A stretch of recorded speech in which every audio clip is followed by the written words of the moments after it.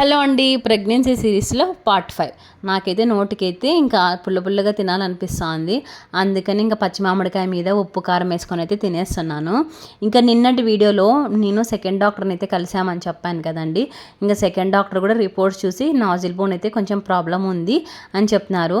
కానీ double marker test అయితే మళ్ళీ రిపీట్ చేయమన్నారు. మేమైతే డబల్ మార్కర్ టెస్ట్ని అయితే మళ్ళీ రిపీట్ చేసినాము.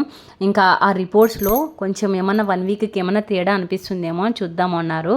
అంటే పెరిగిందా లేకుంటే అలానే ఉందనే విషయం కూడా తెలిసిపోతుందని అన్నారు. ఆ రిపోర్ట్స్ రావడానికి 1 వీక్ టైం పడుతుంది అన్నారు. ఇంకా ఆ రిపోర్ట్స్లో పాజిటివ్ వచ్చిందా నెగిటివ్ వచ్చిందా నేను ఏ డాక్టర్ దగ్గర చూపించుకుంటానో ఏ హాస్పిటల్ పేరు అనేది మీతో షేర్ చేసుకుంటాను. ఇంకా ఇక్కడైతే నాకైతే స్పైసీ ఫుడ్ తినాలనిపించిందని చెప్పాను కదండి ఫ్రెండ్స్ మీతో.